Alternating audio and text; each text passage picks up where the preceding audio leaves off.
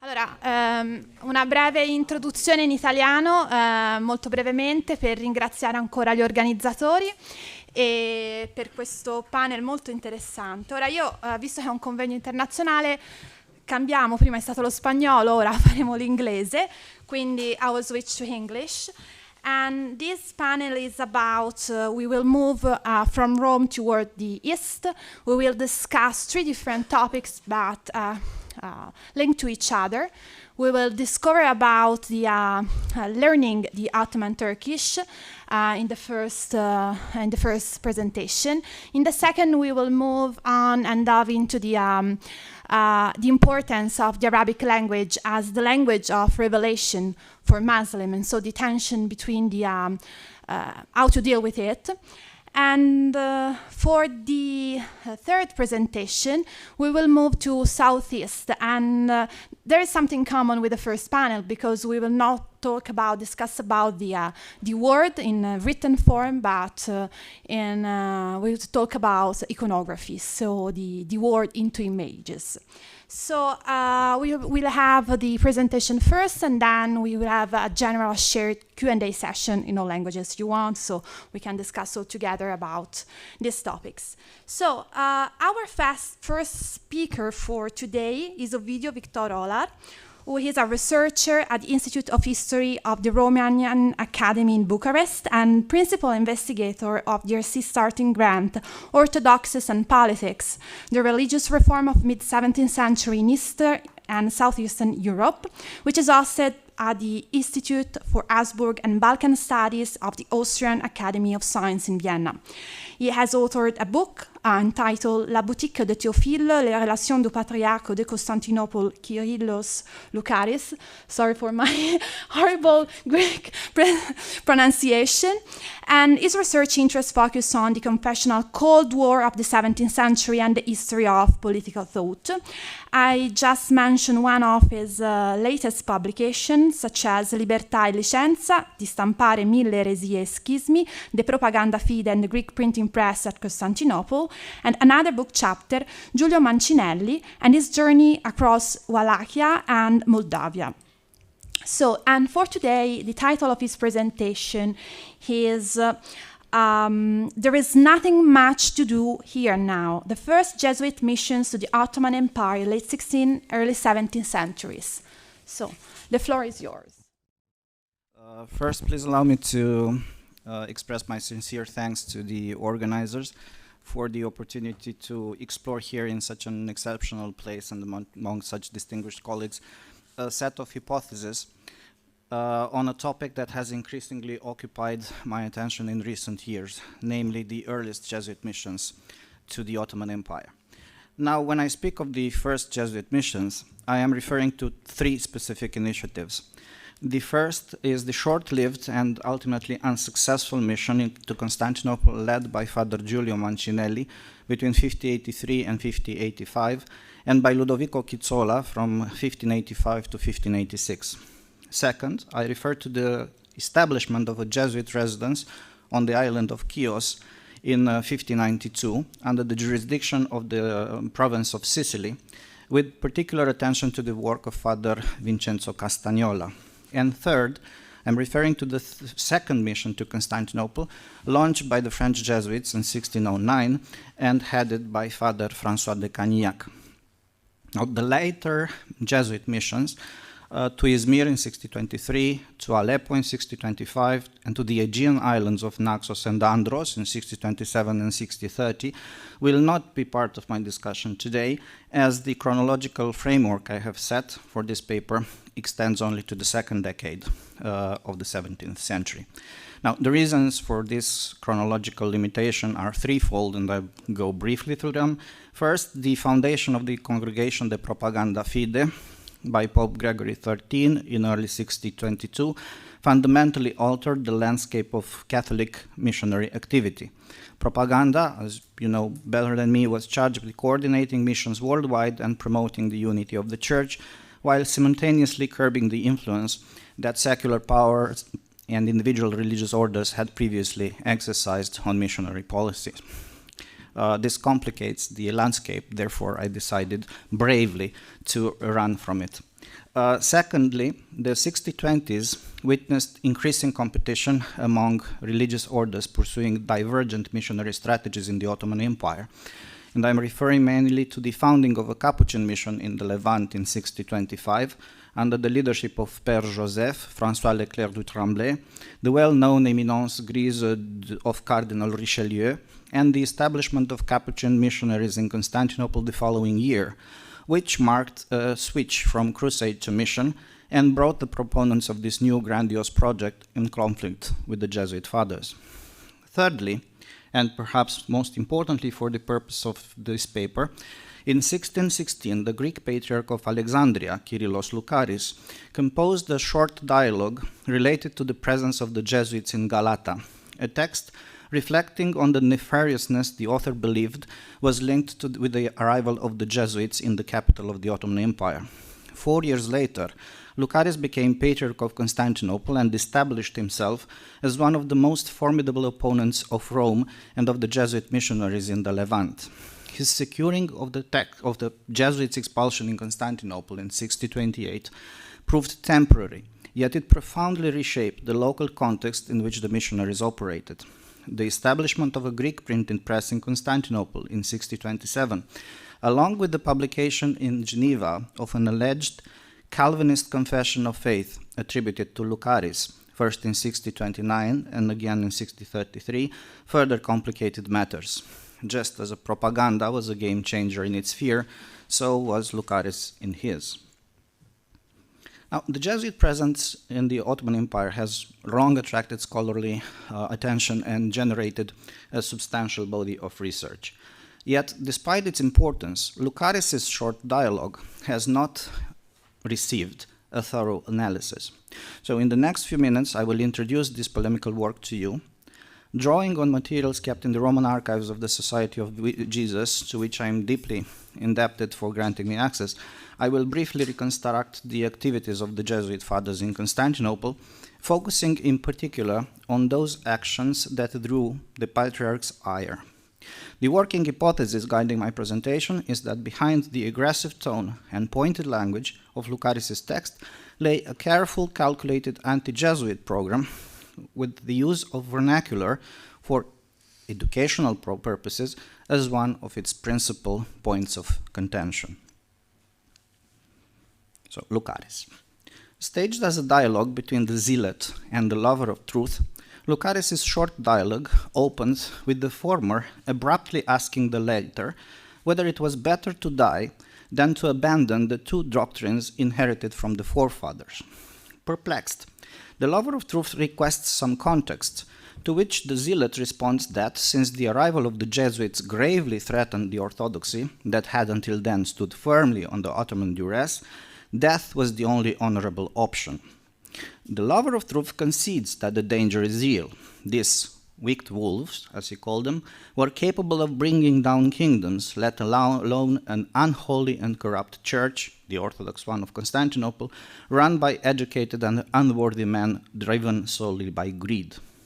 The Jesuits, the lover of truth continues, took advantage of the Ottomans' indifference towards Christian affairs and infiltrated first Chios and then Constantinople. They targeted the children, undermined the dogmas of their fathers, and began promoting papal agents such as a crazy metropolitan called Nikephoros and a certain metropolitan of Christianopolis.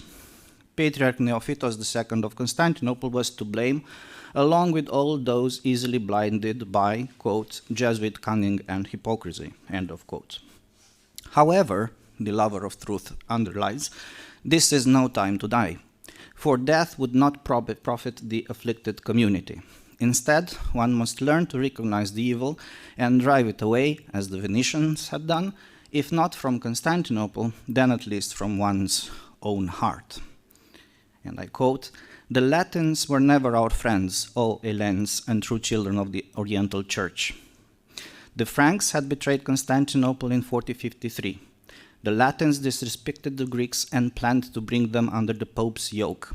Their sweet words are venomous, their gifts are rosaries, and the icons conceal contempt. The events and theatrical performances they organize serve merely as tests of spiritual strength. The education offered in the Jesuit school is therefore not free of charge, for the students pay with their souls.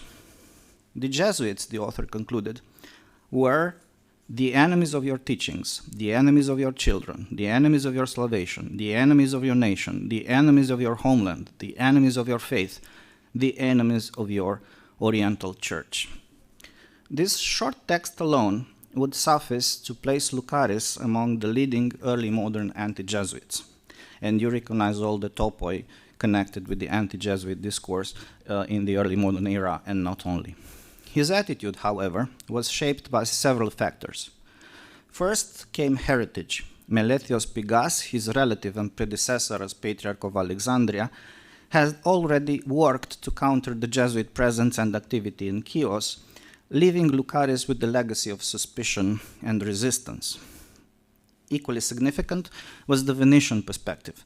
Born in Crete and educated in Venice and Padua, Lucaris maintained throughout his life a deep attachment to the Venetian Republic, or Venice itself had expelled the Jesuits from its territories in 1606 and fiercely opposed the settlement of the Jesuit fathers in Constantinople. In 1612, Gavril Severos, the Greek metropolitan of Philadelphia, residing in Venice, and whose ecclesiastical authority extended over the Greek Rite community in the city and throughout the Venetian realm, likewise denounced the Jesuits as Samson's foxes, the instruments by which Samson set Philistia ablaze. Still, the establishment of a Jesuit mission in Constantinople represents the principal cause of discontent. The support offered by Patriarch Neophytos of Constantinople to alumni of the Greek college in Rome, such as Nikephoros Melissinos, the crazy metropolitan mentioned in the text, or the willingness of Patriarch Timotheos II to acknowledge, albeit secretly, the Pope's primacy, further fueled the resentment of Lucaris and his faction. And this discontent only grew during the years. However, the archival evidence allows us to move beyond the rhetorical smokescreen and the conventional anti-Jesuit topoi, revealing the concrete tensions, political maneuvers, and social dynamics that fueled this hostility. The same archival evidence shows that the principal source of Lucaris' fear and fury was the very one the dialogue itself emphasizes: the teaching in vernacular and literal Greek, and the preaching in simple Greek language, which directly affected the Greek community. Now, an outline of the early Jesuit missions to the Ottoman Empire reveals the extraordinary effort required for the Jesuit fathers to acquire such linguistic skills. Following repeated requests from the Latin Rite community, supported by letters from the French ambassador and the Venetian bailo, Rome agreed to establish the Jesuit presence in Constantinople. On the one hand, the Magnifica Comunità of Pera sought a school for its children and specifically requested members of the Society of Jesus, whose pedagogical expertise was already renowned. On the other hand, the two Christian diplomatic representatives vied for protectorate of the Catholics in the Levant. And additionally, the apostolic visitor Pietro Cedolini has its own reasons to advocate for such a mission. So in November 1583, Father Mancinelli arrived in Constantinople, accompanied by two priests and two brothers. Yet the dream was short-lived. The mission was, in fact, largely domestic. The missionaries were expected to focus on the needs of the Latin Rite community and to refrain from attempting to convert any non-Catholics, an endeavor for which they were, in any case, linguistically unprepared. Only the Chios-born Francescus spoke Greek, and the Ragusan Marino Temparița, the sole member of the mission who was fluent in Ottoman Turkish, returned to Italy in August 1584. A temporary guest, Tommaso Raggio, renewed for his missionary work in the Balkans, began studying vernacular Greek and Ottoman Turkish, but his request to join the Constantinopolitan mission was denied. The atmosphere in the Jesuit residence grew increasingly claustrophobic and unpleasant, partly due to the harsh conditions and partly because of Mancinelli's difficult temper. the arrival of two niche missionaries and the brother, the architect Aldo Vinci, in the summer of 1585, only exacerbating tensions, and their relationship with the superior quickly soured. Mancinelli himself became disillusioned by the state of affairs. There is nothing much here to do now, except for going to the bagno, that is, the prison for the slaves, he reported in a letter to his superior general in August 1585. Depressed, he resolved to abandon the mission. His companions were stunned, as no one, not even General Acquaviva, had anticipated the sudden departure. 1 year later, all but one member of the mission had died of plague. As for the school, it never truly functioned, largely because of the linguistic barrier. It was only in July 1585, so 1 month prior to Mancinelli's departure, that Father Pietro Casati reluctantly began teaching 4 children from prominent families, hardly what the pirate community had in mind after waiting years for the Jesuit teachers to arrive. That was the first mission. Now, confronted with similar language problems, albeit on a much smaller scale, the members of the Jesuit missions to Chios reacted very differently. In September 1592, the Chios-born Vincenzo Castagnola informed General Acquaviva that he had translated into vernacular Greek the Catechism of Diego de Ledesma. The translation was read in the church, in the Jesuit church, to a mixed Latin Rite and Greek Rite audience, and was copied for didactic purposes.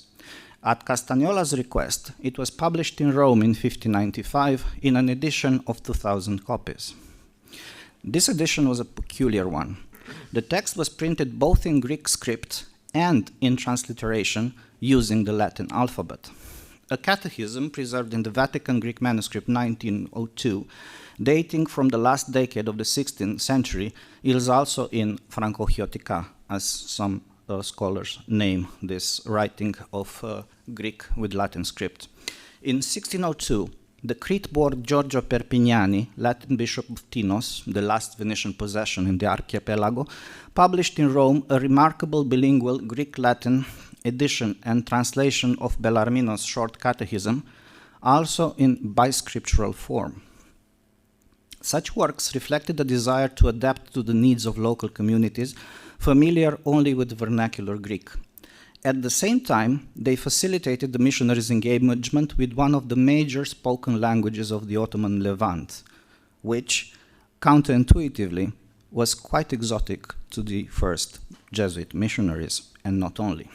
20 years later, the Jesuit Girolamo Germano compiled, however, an Italian-Greek dictionary, which shows how Italian words sounded in Greco-Vulgare, also using transliterations in Latin script. Now, learning Greek for missionary purposes was far from easy. In this regard, the second Jesuit mission to Constantinople provides a revealing case study. Now, the first missionaries arrived in September 1609, and less than a month later, the superior, Father de Cagnillac, informed Acquaviva that 7 children were attending the school, that the preaching would begin shortly, and that there was a pressing need for a Greek-speaking priest, since most members of the local community did not speak Italian and therefore could not confess their sins. By the end of 1610, the numbers of students had increased to 50, many of whom were Greeks. One of the later, a monk, assisted the teacher, Charles Gobin, with duties requiring literal Greek. Father Ignazio Eranti of Chios temporarily assumed the position of Greek-speaking priest. Although not Greek by birth, his sermons were nevertheless well received. In May 1612, the long-awaited native Greek, the Chios-born and Palermo-educated Domenico Maurizio, finally arrived. His impact was immediate. He composed a brief dialogue in vernacular Greek on the Holy Sacrament, followed by another one on the miraculous deliverance by the Virgin of a Jewish child cast into a furnace by his father for associating with Christian children. He preached in both Italian and Greek, at the times even altering between the two languages in the same single sermon, and he also assumed responsibility for catechetical instruction and served as a confessor. So by April 1615, the situation in the mission has been stabilized. Yet the challenges continued. Frequent plague epidemics disrupted the proper functioning of the school.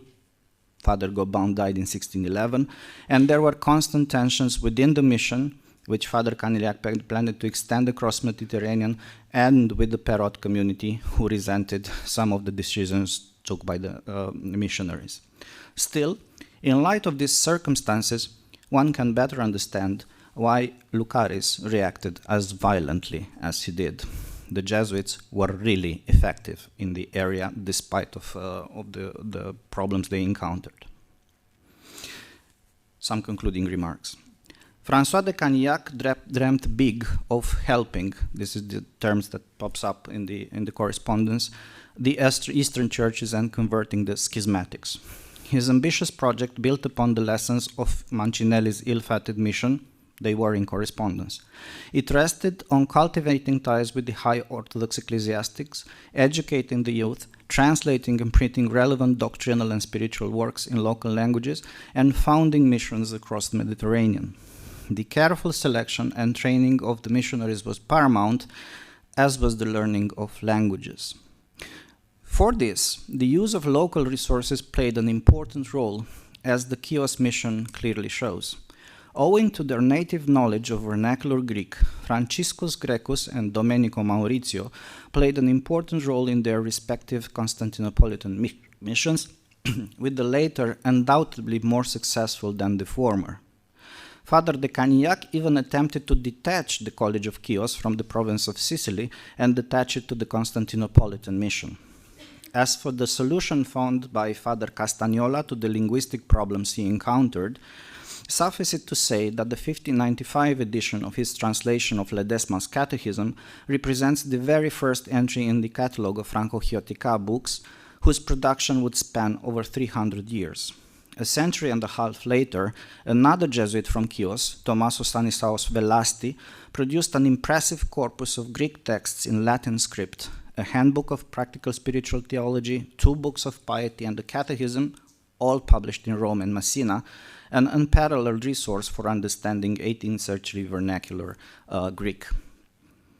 Now, ambitious as it seemed to many friends and foes alike, Father de Canillac's plan nevertheless attracted the attention of the propaganda. Francesco Ingoli had an annotated copy. Yet perhaps one of the most attentive observers of the Jesuit missionary endeavors was Kyrillos Lucaris, the controversial ecumenical patriarch. Lucaris' short dialogue shows that he sought to counter what he called foxes in the henhouse.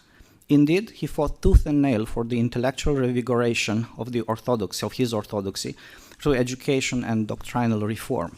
His agenda included preaching in the vernacular, promoting education at all levels, and writing and printing in language accessible to the faithful. The short dialogue was written in simple Greek. Lucaris was executed in 1638 by order of the Sultan, and his doctrinal initiatives ultimately failed. Ironically, his successor, Kyrillos Kondaris, had been a student of Father Denis Guyet and was thus a successful product of the Jesuit school in Constantinople. Thank you very much.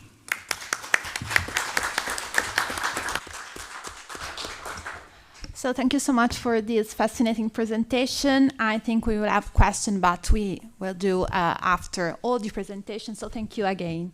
And for our second presentation, we have Federico Stella.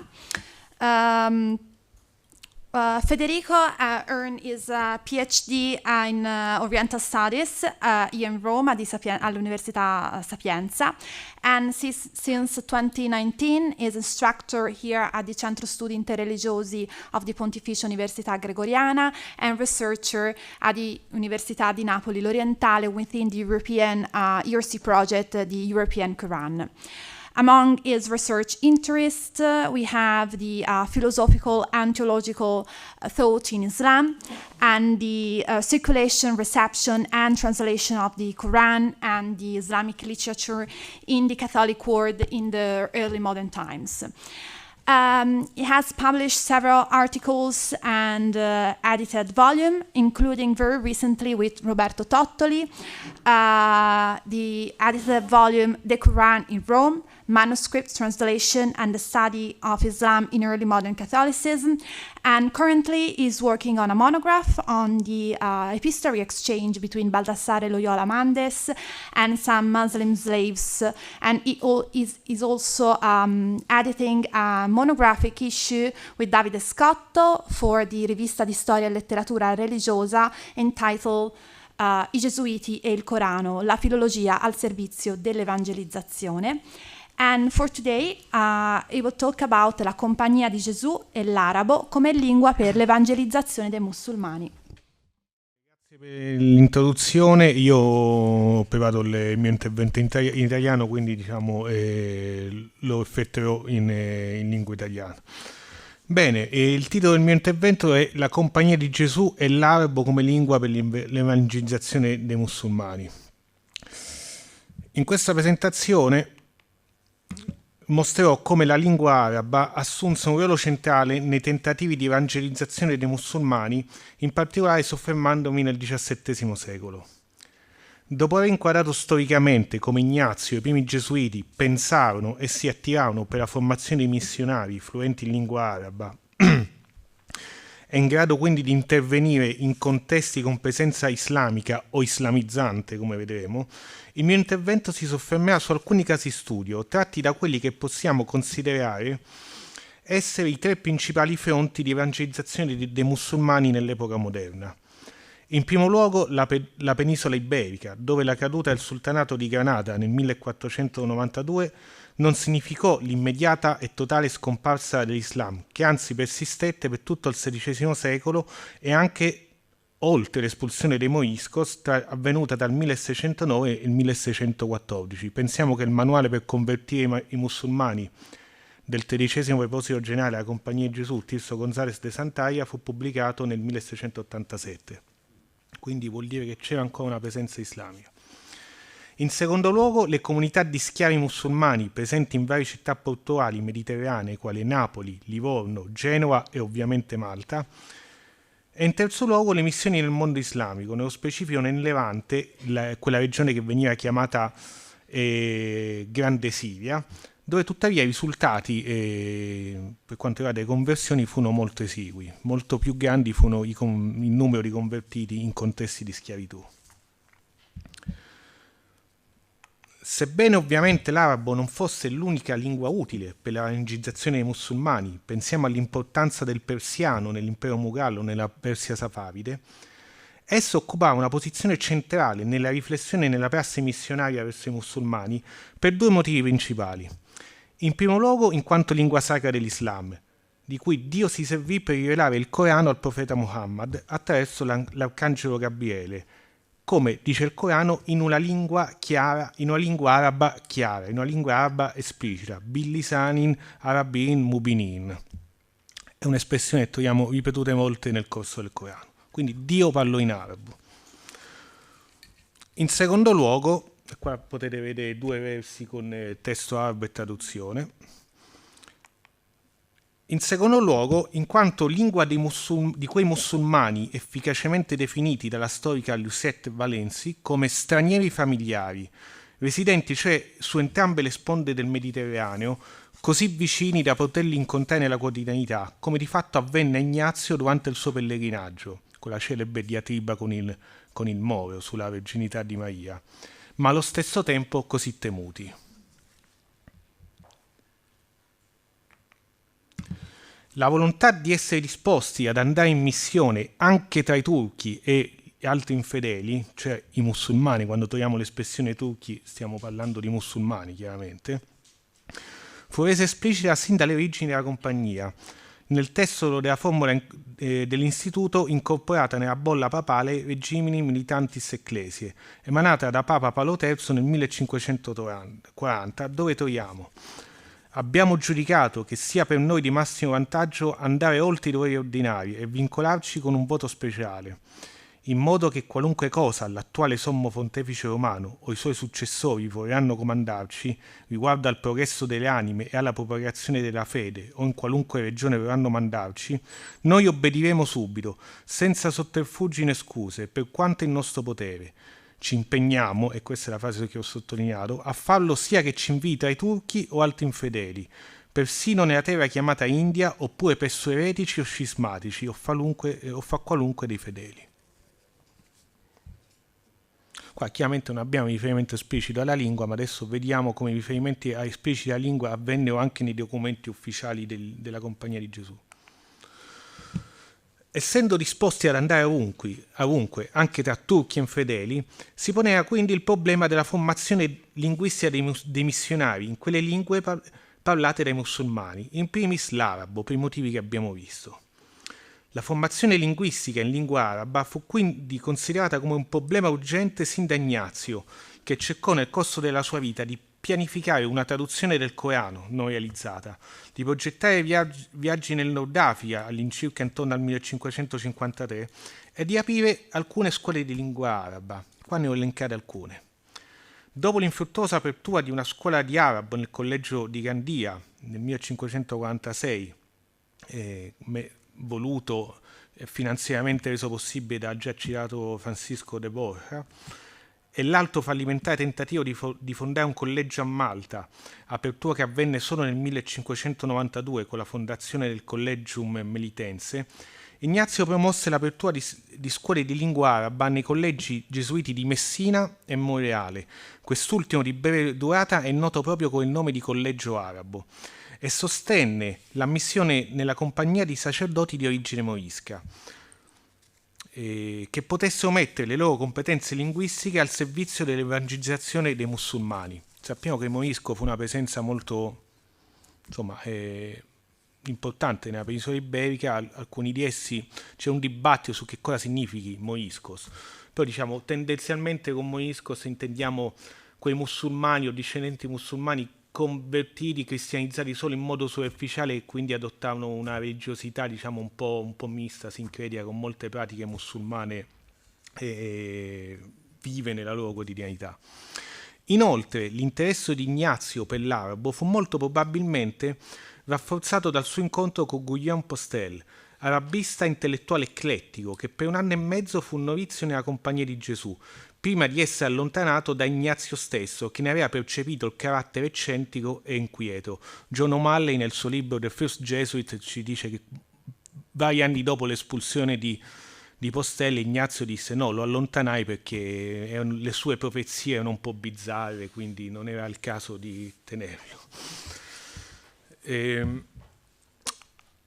I tentativi ignaziani di fondare scuole di lingua araba per le missioni in terra islamica furono incorporati e recepiti nelle Costituzioni della Compagnia di Gesù, dove è presente una sezione in cui si fa esplicito riferimento ai musulmani e all'arabo, che dice: quando si farà un piano per la formazione in un collegio o università di soggetti da inviare tra i mori o i turchi, sarà indicato l'arabo o il caldeo. Ecco, pure il caldeo è un po' una parola un po' fuori luogo qua, perché comunque il caldeo è più la lingua, dipende che si intende anche qui con mori. Il caldeo è più la lingua dei cristiani orientali, talora anche nel Corno d'Africa le lingue etiopi venivano chiamate caldeo. Quindi è un po' una parola jolly, possiamo dire. O l'indiano per andare dagli indiani, e così delle altre lingue che potranno essere più utili in altri paesi per cause somiglianti. Non ci deve quindi sorprendere che uno dei primi teatri in cui la compagnia svolse un ruolo da protagonista nel dibattito sull'uso della lingua araba e nella prassi da adottare per catechizzare i musulmani e gli islamizzanti, cioè i morisco, fu proprio la penisola iberica, dove si distinse l'apostolato di Ignazio de las Casas, gesuita di origine morisca, che studiò a Roma, Firenze e nella Casa de Doctrina, fondata nel 1559 nel quartiere di Albaicín a Granada. In questa fase Granada e le zone circostanti, Granada era già stata quindi riconquistata, no? dalla corona iberica. Granada e le zone circostanti in questo periodo furono teatro soprattutto dal 1568 al 1571 di una rivolta di moriscos, nota come Rebellion las Alpujarras, esplosa in seguito all'emanazione nel 1567 di una pragmatica sanzione da parte di Filippo II che vietava ai moriscos l'uso della lingua araba, l'utilizzo dei loro abiti tradizionali e anche la distruzione dei loro libri e manoscritti. In questo contesto, Las Casas fu uno dei promotori della cosiddetta evangelizzazione suave, evangelizzazione mite, evangelizzazione suave, mettendo in atto una catechesi fondata sull'utilizzo della lingua araba e sulla conoscenza dottrinale del Corano e della lingua islamica. Frutto teorico della sua azione missionaria furono 4 memoriali, scritti tra il 1605 e il 1607, quindi poco prima dell'espulsione dei moriscos dalla penisola iberica, ricordiamo 1609 e 1614. In questi anni, tra il 5 e il 7, Las Casas inviò a Papa Clemente VIII, al re Filippo III, all'Inquisizione spagnola e al padre provinciale di Castiglia dei gesuiti 4 documenti. In questi documenti Las Casas evidenziava i limiti degli sforzi di evangelizzazione rivolti ai moriscos spagnoli e sottolineava la necessità di utilizzare l'arabo per una catechizzazione gentile, dolce e misericordiosa. In particolare, nel memoriale inviato a Papa Clemente VIII, Las Casas spiega al pontefice lo stile e i contenuti legali del Corano. E così ci dice, questo ho tradotto chiaramente dallo spagnolo, così ci dice del Corano Las Casas, in brevi sentenze, eleganti nel loro stile, esso, il Corano, confuta e contraddice tutti i misteri della nostra legge evangelica, principalmente quello della Santissima Trinità e del Verbo incarnato. Ovviamente sono tra i principali punti polemici del Corano per quanto riguarda il cristianesimo. Sono queste sentenze, dico, adatte a restare nella memoria, perché sono a modo di proverbio in forma metrica, e così le imparano facilmente anche gli ignoranti, le donne e i bambini. Quindi vediamo che Las Casas inquadra effettivamente qual è lo stile del Corano, che effettivamente è una prosa rimata, se così possiamo chiamarlo.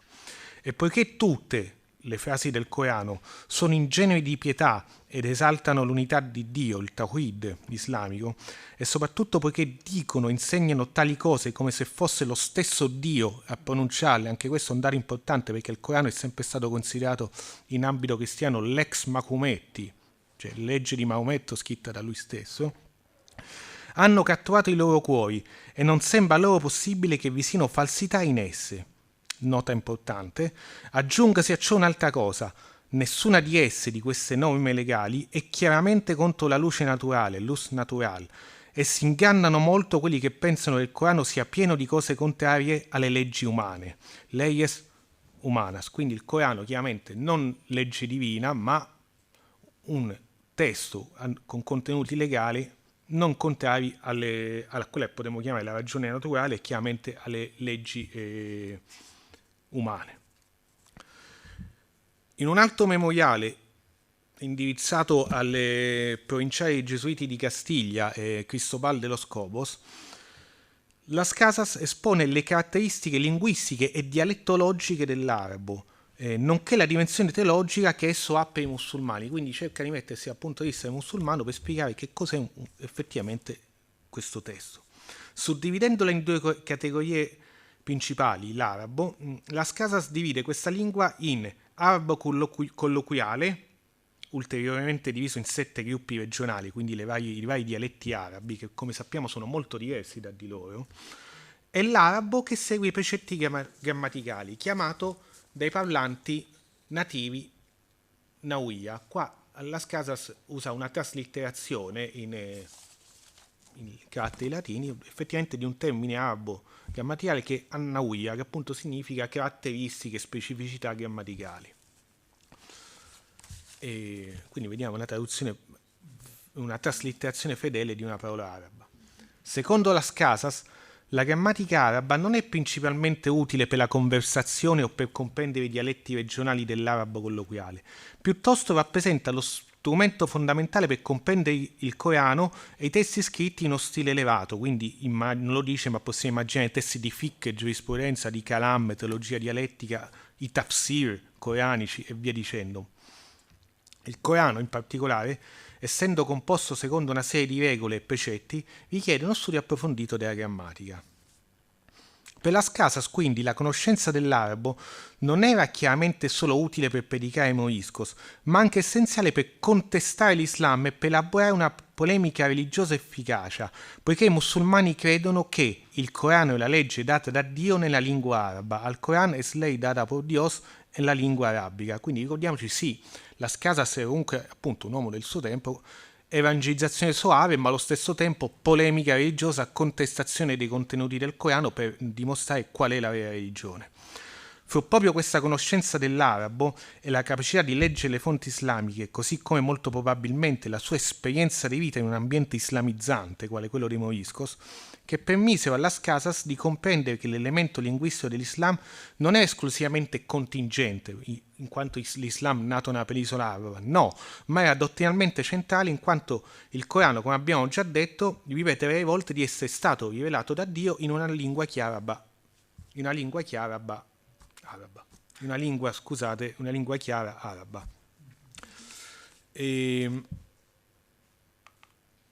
Per quanto riguarda il secondo fronte, di cui se così possiamo parlare, di evangelizzazione dei musulmani, è chiaramente quello della schiavitù. Per quanto riguarda appunto il contesto di schiavitù, la documentazione appartenuta a Baldassare Loyola Mendes ci dà molte informazioni di come i musulmani e come i gesuiti, diciamo, si interagivano tra di loro in città portuali quali Livorno, Genova e Napoli. Baldassare Loyola Mendes ci dice, per esempio, era un musulmano convertitosi al cristianesimo, è entrato nella compagnia di Gesù, ci dice chiaramente che per predicare ai musulmani in schiavitù predicava in arabo e si serviva anche di catechismi scritti in arabo, facendosi aiutare da altri, diciamo, confratelli. Molto interessante di Baldassare è questa lettera, di cui cito velocemente perché il tempo scorre, inviata a un sovrano, al figlio di un sovrano marocchino prigioniero in Lisbona nel 1664, dove Baldassare usa quella che possiamo definire un accomodamento epistolare, nel senso che per parlare un sovrano, quindi un uomo dotto, utilizza un lessico islamizzante. Vediamo come appunto è definito Gesù in questa frase, chiamato Isa, non come con la parola arabo cristiana per chiamare Gesù, che è Yusuf, ma con la parola araba che troviamo nel Corano. E quindi dice Sayyadatu Maryam Mussaidi Isa Alaima Assalam, quindi la signora Maria, madre del signore Isa, su di loro sia la pace. Questa è tutta una lettera che troviamo, tutto un lessico islamizzante dei testi custodiali di Baldassare Loyola Mendes, è l'unico in cui, diciamo, è adottato proprio un lessico coranico in questo caso, perché Isa è difficile trovarlo in testi di cristiani in arabo, anzi penso impossibile. Vado veloce. Il terzo fronte su cui vi dicevo i gesuiti si sono impegnati, forse quello più complicato, è stato quello delle missioni nel Levante. Qui vi parlerò brevemente della figura di un missionario, quella di Michel No, che fu nato in Francia nel 1633, è entrato in novizio nel 59 e giunse in missione in Siria nel 1665. Ricordiamo che per Siria intendiamo una grande regione, non solo la Siria attuale, e dal 1676 divenne superiore della missione appunto siriana. Fu un autore prolifico di molte opere. Quella che più ci interessa qua è la religio cristiana contro al Coranum, un dialogo che lui sostiene basato su incontri reali avvenuti con musulmani, che ce lo presenta in questo modo. Ecco, vi ho tradotto la parte iniziale. Poiché alcuni maomettani talvolta avevano interrogato persone a me legate da amicizia circa la fede cristiana e avevano chiesto con quali argomenti potesse dimostrarsi vera, essi rimisero a me l'incarico di rispondere, ritenendomi un po' più esperto di loro nella religione cristiana e in quella maomettana, avendo constatato che sapevo combattere con i nemici in modo pacifico e amichevole. Spinto allora sin dalla loro esortazione, sia dal precetto di Pietro che ordina di essere pronti a rendere ragione a chiunque ci chieda conto della speranza che è in noi, mi accinsi a soddisfarle. Mi spinse anche l'autore del Corano, che spesso ci prova con queste parole: portate la vostra prova se siete veritieri. Quindi in noi introduce questo dialogo che pubblicò nell'80, che sostiene basato su incontri avvenuti con dotti musulmani, dicendo no, è il Corano stesso che incita noi cristiani a provare e che incita noi stessi nella disputa religiosa. Questo è chiaramente una citazione letterale del verso 111 della Sura al-Baqarah, la seconda. Per concludere, al volgere del XVII secolo, chiaramente questa è un'opera che contiene, come vedete, molte citazioni in arabo, sono tutte citazioni tratte dal Corano, spesso no fraintende alcuni versi, per esempio Ya Ahl al-Kitab, che significa o gente del libro, che sono ebrei, cristiani, musulmani, sabei, lui la chiama o possessores al Corani, quindi fraintendendo completamente il significato di quella parola, di quell'espressione che indicava tutte le religioni abramite, lui la definisce, la traduce come o genti del Corano. Però comunque è un testo che comunque ci fa capire che l'autore aveva letto quantomeno il Corano in lingua.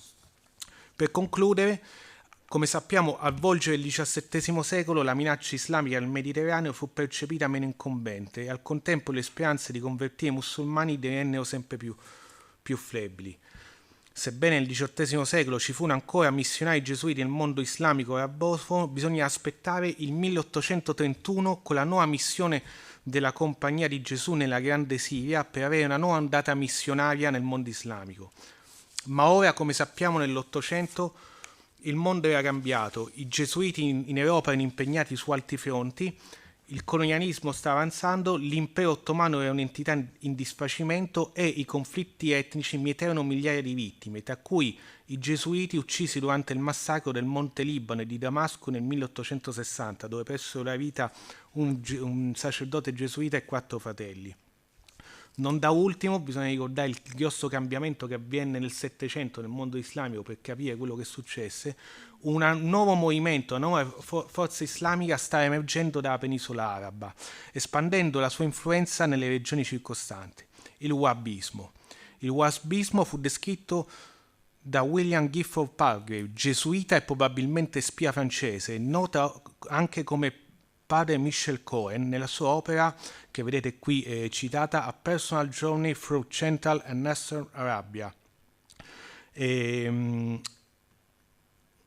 Dopo essere riuscito a convincere padre Beck, il superiore della Compagnia di Gesù, che i wahhabiti non fossero solo come maomettani e turchi, ma al contrario facilmente convertibili al cristianesimo. Grazie per la vostra attenzione.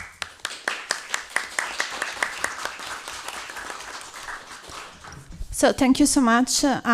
Your paper was very interesting, and I think the first two has a lot in common in terms both from an historiographical and also theoretical perspective. We will discuss about it later. So now we will move a bit farther east with our third speaker, Francesco Gusella. Francesco is an historian of South Asian art with a focus on Portuguese colonial India. He received his PhD at the Italian Institute of Oriental Studies here in Rome at the Università Sapienza, with a thesis on Christian ivories from the Portuguese settlements in Asia. Later, he joined the Cluster of Excellence Religion and Politics at the University of Münster in Germany. He held various fellowships and postdoctoral positions, such as at the Institute of Social Sciences at the University of Lisbon, the Institute of Advanced Studies in Humanities at the University of Edinburgh, and the Institute of Missiology at the University of Münster, and also at the Foundation Oriente in Lisbon. He is currently holding a research position at the Università di Napoli L'Orientale, where he is also a member of the Center for the Christian Orient. His new research project deals with the Latinization of Oriental Christian arts during the 16th and the 17th century through a comparative focus on coeval Catholic mission in India, Persia, and Ethiopia. And today his presentation is entitled Syriac, Dravidic and Latin Forms of Translation, Some Parallels Between Jesuit Translating Activity and Art Production in Malabar, 1590s, 60-30s. So the floor is yours. Grazie per l'introduzione e ringrazio ovviamente gli organizzatori. Per me è la prima volta all'Università Gregoriana, è veramente un'opportunità bellissima. Parlerò in inglese anche perché forse saranno connessi colleghi che preferiscono questo. So today I'm going, as you can see from the title of my presentation, I'm going to speak about some parallels between, let's say, a bit the Jesuit engagement also with a Semitic language that is Syriac, but from a let's say from a branch of Syriac Christianity quite far from the Middle East. And indeed, I'm referring to the Syriac communities of southern India, known as St. Thomas Christians because of this alleged peregrination of the Apostle Thomas in these lands. And these communities, as we will see, entered into the missionary activity of the Jesuits between the let's say the second half of the 16th century and let's say the first half of the 17th century. So for me it's a very emotional day because I'm going to share some results that will appear in this list of publications that you see here in the slide. Most importantly, the first one, which is like a monographic volume that will appear by the beginning of next year with Taylor and Francis, and also a couple of other articles in which you can find the same topic of the presentation of today, but a bit more in details. So in all these publications, I have focused on this kind of statuettes. They are quite, I would say, enigmatic and original, as we don't have clear models of this iconography in Western European art. This kind of iconography is known as the so-called Indo-Portuguese Good Shepherd or Good Shepherd rockery, and they were produced in Portuguese India, let's say, throughout the 17th century and also during the early decades of the 18th century, by local carvers, ivory carvers. This is a piece in ivory, by ivory carvers working under the patronage of the missionary orders, and for sure the Jesuits were very active in this patronage activity. So before telling you a bit why we are going to speak about this kind of statuettes in relation to St. Thomas Christians, I will just give you a very brief overview on the iconography and what it does represent. So as you can see, those are statuettes made of ivory. They are several pieces assembled together. Most commonly, they rest on a sort of mountain-like base that is divided in 3 sections. And it seems like a sort of, let's say, pathway to salvation, characterized by sacramental icons. We have penitent saints, so for the penitents, as well as the concept of baptism and the sacraments of baptism and the Eucharist, represented by the fountain of eternal life that you see in the uppermost section of the base.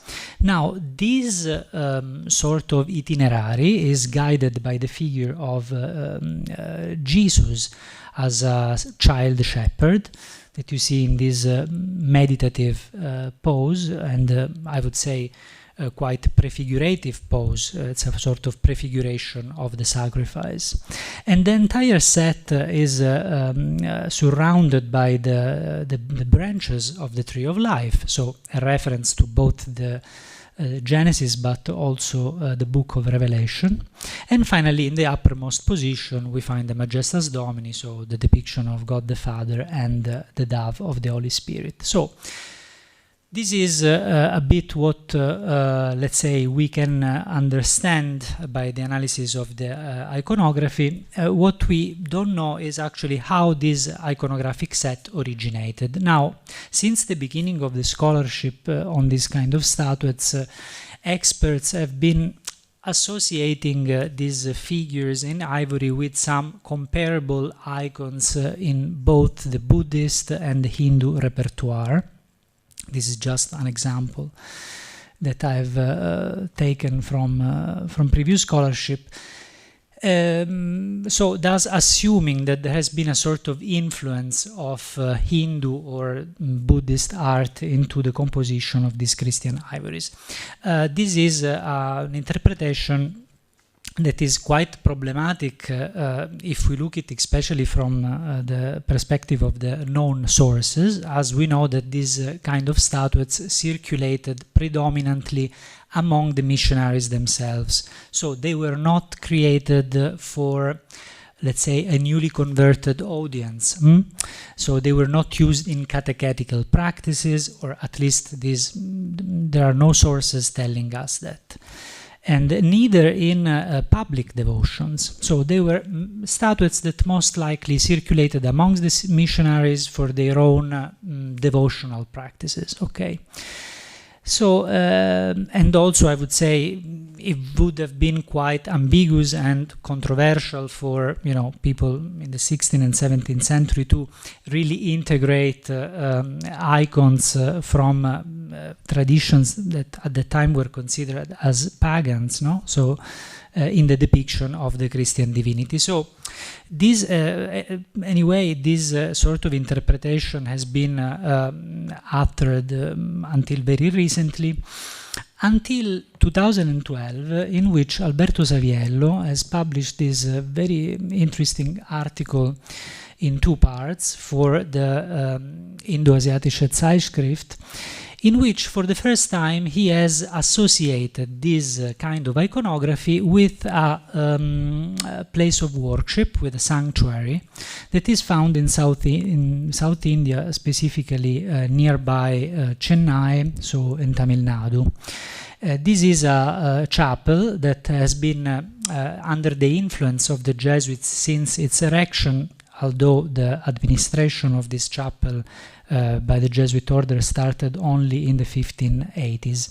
And as you can see, this chapel presents some elements that somehow remind us of the iconography in question. There is a source of healing water, as well as a cave for penitent practices, and even a sort of cross relief that was believed to perform some sort of prodigy every year, like it was believed to emit water like a sort of fountain. And all these areas, these elements are associated to the preaching of the Apostle Thomas, that is believed, according to a local legend, to have concluded his peregrination in India precisely in this place where he was martyred. Now, the cult of this chapel began right after actually the cult for this other place of worship in a nearby hill in the so-called Big Mount, so always in Chennai at the time, Mylapore. And as you can see, this started from the excavation of a cross relief that you see here enshrined in the picture. This is a black granite cross. This was excavated in 1547. And since that time on, it started like a real cult for this place. This was believed also to be one of the places in which the Apostle Thomas conducted his... actually, he was martyred in this place, according to the legend. So this kind of stone relief that you see there, they are known in the scholarship as Persian crosses or St. Thomas crosses. There exist around between 12 and 15 of this kind of icons in South India. Most of them are on the opposite side of South India, in present-day Kerala, like this example that you see here. And traditionally, this kind of reliefs have been dated to the, let's say, the 7th to the 10th century. Because of this, especially because of this inscription in Pahlavi language, so a middle form of ancient Persian. That's the reason why they are called Persian crosses. And so this was, let's say, the general understanding of these crosses until the, let's say, the 1920s, in which more epigraphic studies, as well as the discovery of more of such relief, of stone reliefs, have shifted some, or let's say has questioned the alleged antiquity of such artifacts. According to, let's say, more recent investigation, it seems that some of these crosses were actually early modern copies, probably of the cross in Chennai. So including this example that you see here that is preserved in Kottayam. So it was believed to be ancient, but was probably created in the late 16th or early 17th century, along the wave of this cult of the Mount sanctuaries of Chennai. We have clear evidence that these kind of objects were extremely popular not only among Syriac Christians, so St. Thomas Christians of South India, but also, and probably most importantly, amongst the Catholic missionaries. These are, for instance, you see this is a sketch, the same image that was in the cover of the presentation. This is in the historical archives of the Jesuits and was taken likely in the 1570s. So it attests that there was a sort of interest in this kind of works that circulated among the missionaries. And also I've included for you this other relief that has been excavated in 2001, which, stylistically speaking, seems quite clearly like an early modern copies of this kind of crosses. So, based on this, we can somehow associate, these kind of artifacts that were created in this period with the statuettes in question. And it seems quite evident that there is a sort of strong parallelism in the symbology, in the composition. Somehow, these kind of crosses provide us with a model for the iconographic composition of these ivories. You see, both icons are generated or rest on a pedestal, a three-tiered base that is surrounded by arboreal elements, floral elements, and also the summit elements correspond, the dove of the Holy Spirit, in both example, and in both example the representation of Jesus is at the center of the composition. Obviously in the Indo-Syriac repertoire is a more symbolic form, is the cross. Now there are several reasons to believe that these kind of reliefs, stone reliefs, have served as the model for these statuettes. I won't go too much in detail, otherwise no one will buy the book, I guess. But I will just briefly give you some elements. For sure, the most important evidence is this pastoral declination of child Jesus, as the pastoral issue was really at the center of the relationship between Catholics and East Syriacs in South India. This was, let's say, the Jesuits played a very important role in that, as the Jesuits were entrusted of special pastoral authority over these communities. Indeed, the first Latin bishop of Angamali, so the diocese of such communities, one of the areas in which these St. Thomas Christians were mostly rooted. The first Catholic bishop of this diocese was indeed a Jesuit, Francisco Ross. a Catalan Jesuit. Now, again, we can speak about other kind of evidence, iconographic, documentary, even later on. Here I want to just give a little sort of focus on some parallels with the translating activities of the Jesuits in this area. So I'm not an expert of Syriac, I'm an Indologist, but I'm starting to work on this topic since 1 year, since I was researching on this. But in any case, I'm in contact with an important research group in the University of Vienna that has embarked in a research project since 10 years for the digitalization of this wide corpus of East Syriac manuscripts that are preserved in South India, and also Catholic works that were written, let's say, translation of Latin works into Syriac and Malayalam, which is a local language of Malabar.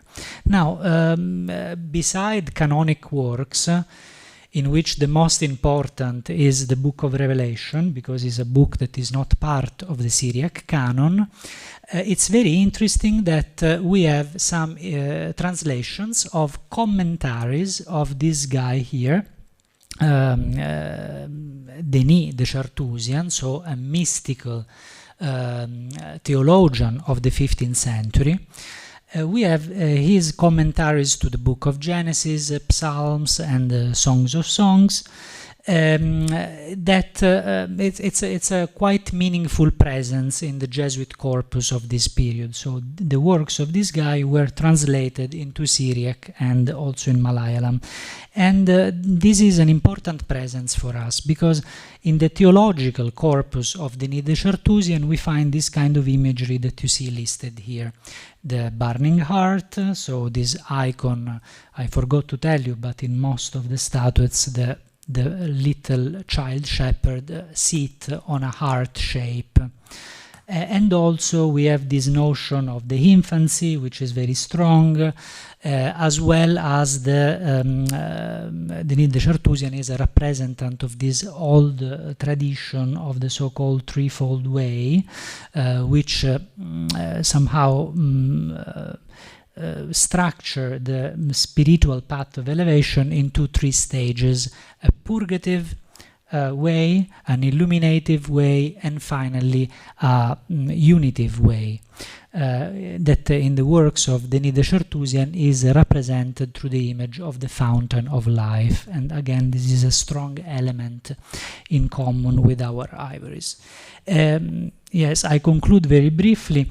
This kind of evidence correlates both with the graphic models upon which the image of child Jesus was based, that you see there. These are taken from, especially the last 2 examples, these are taken from Jesuit illustrated series. And there are eminent art historians that have pointed at this threefold way as one of the best, let's say, one of the most diffused way of interpreting and practicing the devotional exercises connected to this illustrated series.